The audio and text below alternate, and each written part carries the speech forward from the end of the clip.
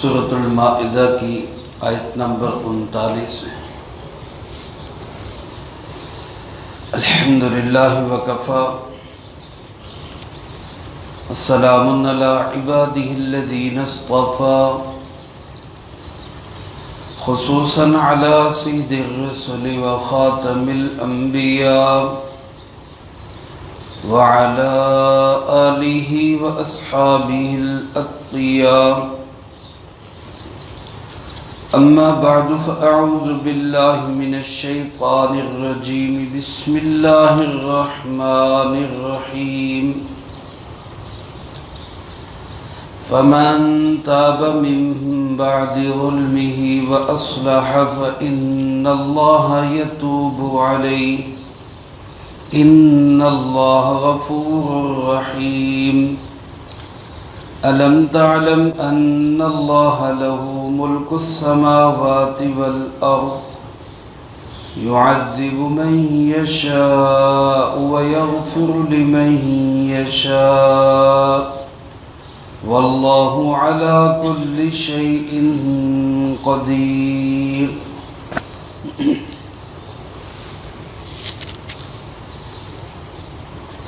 اس سے پہلی آیت مبارکہ میں اللہ رب العالمین نے چوری کی سزا حد کی شکل میں بیان فرمائی کہ چوری اگر ثابت ہو جائے ان تمام شرائط کے ساتھ جو میں کل کے درس میں عرض کر چکا ہوں، تو اس پہ چور کا ہاتھ کاٹ دیا جائے گا۔ جو آیت مبارکہ آج پڑھی گئی، ان میں سے پہلی آیت میں اللہ پاک نے ایسے لوگوں کے لیے جن سے یہ جرم ہو جائے توبہ کا راستہ بتلایا ہے۔ فرمایا فمن تاب من بعد ظلمہ، جس شخص نے توبہ کر لی اپنے آپ پر ظلم کے بعد، یعنی چوری کر لی یا کوئی بھی جرم، کسی طرح کا بھی ظلم اپنے آپ پہ کر لیا، کوئی گناہ ہو گیا اور پھر وہ شخص توبہ کر لے۔ اور توبہ کیا چیز ہے؟ سب سے پہلے توبہ ندامت ہے، اپنے گناہ پہ نادم ہو جائے، شرمندہ ہو جائے۔ دوسرا، جو ہو چکا اس پہ اللہ سے معافی مانگے، آئندہ کے لیے یہ جرم نہ کرنے کا عزم کرے۔ اور تیسرا، کسی کی حق تلفی ہوئی ہو تو اس کا حق بھی ادا کرے۔ توبہ کی تکمیل ہی تب ہوتی ہے جب یہ سارے اجزاء پائے جاتے۔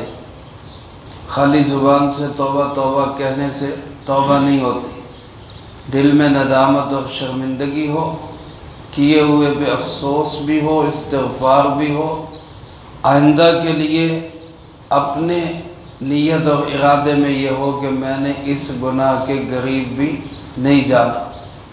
اور اگر کسی کا مال، کسی کے جانی نقصان ہو گیا ہے تو اس کی تلافی کر دے۔ تو جو اس انداز سے توبہ کرے گا، اللہ پاک فرماتے ہیں وَأَصْلَحَ، اور اپنے آپ کو درست کر لے، اپنے اعمال کو سنوار لے، پہلی زندگی سے ہٹ جائے، نئے طریقے سے زندگی کا آغاز کر لے، تو فَإِنَّ اللَّهَ يَتُوبُ عَلَيْهِ، غور سے سن لو، پکی بات ہے اللہ بہت ہی توبہ قبول کرنے والے ہیں۔ جہاں سزا سخت ہے وہاں اللہ رب العالمین کی شفقت اور رحمت بھی بہت بے کرراں ہے۔ ایسے مجرموں کو بھی اللہ پاک نہ صرف توبہ کا راستہ دے رہے ہیں، دروازہ کھول رہے ہیں، بلکہ یقین دلا رہے ہیں ان اللہ غفور الرحیم، پکی بات ہے اللہ بہت بخشنے والے، نہایت رحم کرنے والے۔ لیکن میرے عزیز دوستو، ڈاکو کی اور چور کی توبہ میں تھوڑا سا فرق ہے۔ گزشتہ آیات میں آپ نے ڈاکو کی سزا پڑھی تو وہاں پر یہ بات آئی کہ اگر ڈکیت وہ پکڑے جانے سے پہلے وہ توبہ کر لے اور اپنے آپ کو سرنڈر کر دے، حوالے کر دے اور آئندہ کے لیے جرم سے باز آ جائے تو اس کی دنیا کی سزا بھی ختم ہو جاتی ہے۔ یعنی وہ جو اس کی سزا بیان کی گئی تھی کہ اس کے دائیں بازو کو کاٹا جائے، بائیں پاؤں کو کاٹا جائے، وہ معاف ہو جاتی ہے۔ لیکن چور کے متعلق فقہا نے لکھا ہے کہ اگر چور چوری کرنے کے بعد چاہے پکڑے جانے سے پہلے توبہ کرے چاہے پکڑے جانے کے بعد توبہ کرے، جو دنیا کی سزا ہے ہاتھ کا کٹنا یہ معاف نہیں ہوگی، کیونکہ یہ حدود ہیں، اور حدود میں کسی کو معاف کرنا تو دور کی بات، ذرا سی کمی بیشی کی بھی اجازت نہیں ہے، وہ بہرحال اسی طرح نافذ ہوں گی۔ ہاں اس کا تعلق آخرت کے ساتھ ہے کہ معافی مانگ لے گا، توبہ کر لے گا تو آخرت میں سزا سے بچ جائے گا۔ اس لیے یہ فرمایا فَإِنَّ اللَّهَ يَتُوبُ عَلَيْهِ، اللہ اس کی توبہ کو بہت قبول کرنے والے ہیں، کیونکہ اللہ پاک بہت ہی بخشنے والے، نہایت رحم کرنے والے۔ اس کے بعد اگلی آیت مبارکہ میں اللہ پاک نے اپنی ملکیت کو بیان فرمایا۔ الم تعلم، کیا تو نہیں جانتا اس بات کو کہ ان اللہ، بے شک اللہ ہی ہے، لہو ملک السماوات والارض، جس کا آسمان و زمین پہ راج ہے، پوری کائنات کا تنہا مالک اور بادشاہ صرف کون ہے؟ اللہ رب العالمین۔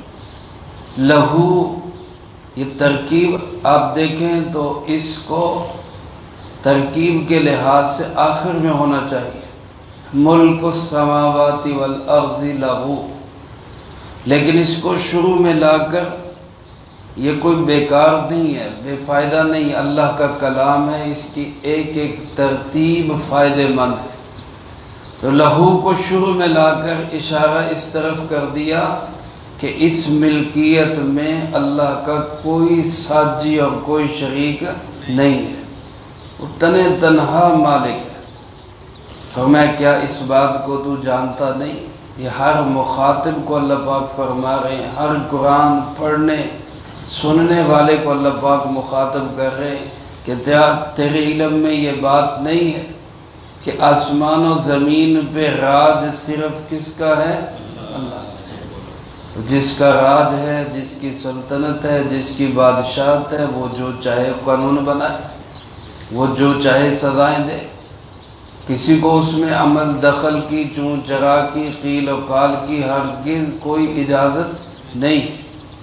آج کل کے جدیدیے مغرب سے متاثر لوگ اسلام کی ان حدود اور قصاص کے قوانین پہ بڑے اعتراض کرتے ہیں، یہ سخت سزائیں ہیں۔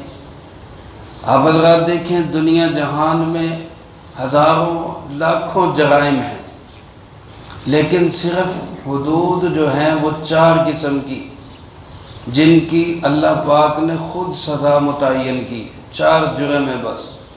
چوری کی سزا، ڈکیتی کی سزا، زنا کی سزا، یہ حدود ہیں 3، اور ایک قصاص ہے، قتل ہو جائے، کسی کے جسمانی نقصان ہو جائے، اس پہ سزا ہے قصاص کی۔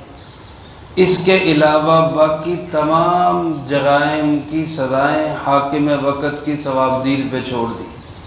قاضی جو فیصلہ کر دے، اپنے حالات کے مطابق جو سزا متعین کر دیں، معمولی سزا سے لے کر موت تک جو متعین کر دیں، لیکن یہ 4 صرف خود اللہ پاک نے متعین کی ہیں، اور ان میں بھی اتنی کڑی شرائط لگا دی ان کے نفاذ کے لیے، یہ شرط پائی جائے گی پھر یہ حد نافذ ہوگی، یہ شرط پائی جائے گی پھر یہ حد نافذ ہوگی۔ مثلا آپ کل سن چکے کہ چوری جو ہے وہ کم سے کم 10 درہم کی ہو، اور چوری محفوظ مقام سے ہو، کسی کی ملکیت میں چوری ہو، ایسی ملکیت جس میں اپنی ملکیت کا شبہ بھی نہ ہو، مال مشترک نہ ہو، مال محفوظ ہو، ایسی صورتحال میں اتنی شرائط کے بعد اگر چوری ثابت ہوگی تو پھر جو ہے چور کو یہ سزا دی جائے گی۔ اسی طرح زنا کی سزا اگر وہ سخت ہے تو اس کی شرائط بھی کڑی ہے، اور اس کے فوائد بھی دنیا دیکھ چکی ہے کہ جب یہ سزائیں نافذ تھیں تو دنیا میں کس طرح امن، چین، سکون، اطمینان، اپنے غیر پرائے سب محفوظ تھے، مال جان عزت سب کی حفاظت تھی۔ لیکن جب سے ان سزاؤں سے منہ موڑا گیا، آج دنیا کی کیا حالت ہے سب کے سامنے۔ اور پھر یہ اعتراض کرنے والے وہ لوگ ہیں کہ جن کے ہاتھ ہیروشیما کے ایٹمی دھماکے سے لے کر کل غزہ کے حملے تک خون سے رنگین ہیں، وہ لوگ اعتراض کر رہے ہیں کہ یہ سزائیں سخت ہیں، جو انسانیت کے قاتل ہیں، جو انسانیت کے مجرم ہیں، جن کے ہاتھوں سے خون ٹپک رہا ہے، جن کی آنکھوں میں لہو اترا ہوا ہے، ایسے ظالم انسان جن کو انسان کا ذرا سا بھی احساس اور درد نہیں ہے، وہ لوگ اسلام کی ان سزاؤں پہ اعتراضات کر رہے ہیں۔ لیکن میرے عزیز دوستو، کم سے کم ہم مسلمانوں کو یہ اعتماد اور یقین ہونا چاہیے کہ یہ سزائیں زیادتی نہیں، ظلم نہیں، وحشیانہ نہیں، انسانیت میں امن و سکون برقرار رکھنے کے لیے انتہائی ضروری ہے، کیونکہ ساری زمین کس کی ہے؟ اللہ کی، اور اس پہ نظام بھی چلے گا صرف کس کا؟ جب راج اس کا ہے تو یعذب من یشاء، وہ جس کو چاہے سزا دے، ویغفر لمن یشاء، اور جس کو چاہے معاف کر دے، بخش دے اس کو، یہ اس کی رحمت ہے۔ اور اپنی بخشش اور عنایت کو اس نے اپنے غصے پہ بھی حاوی رکھا ہے۔ ان رحمتی غلبت علی غضبی، تو میری رحمت میرے غصے پہ حاوی ہے۔ تو کسی کو کیا اعتراض ہے؟ وہ بڑے سے بڑے مجرم کو معاف کر دے، اس کو قدرت حاصل ہے۔ اس لیے فرمائے ان واللہ علی کل شیء قدیر، اللہ وہ ذات ہے جو ہر چیز پہ قدرت رکھنے والا ہے۔ لہذا آج بھی دنیا اگر امن، چین، سکون، اطمینان، عزت سے جینا چاہتی ہے تو اس کا ایک ہی راستہ ہے کہ جس کی زمین ہے نظام بھی اسی کا چلائے جائے۔ اللہ کی دھرتی پہ اللہ ہی کا نظام چلے، اس زمین کو سکون ملے۔ اللہ مجھے آپ کو سب کو اس کا یقین بھی نصیب فرمائے، اس کے لیے جد و جہد اور محنت کرنے کی بھی توفیق نصیب فرمائے۔ جو کہا سنا اس کو زندگی میں لا کے دوسروں تک پہنچانے کی توفیق عطا فرمائے۔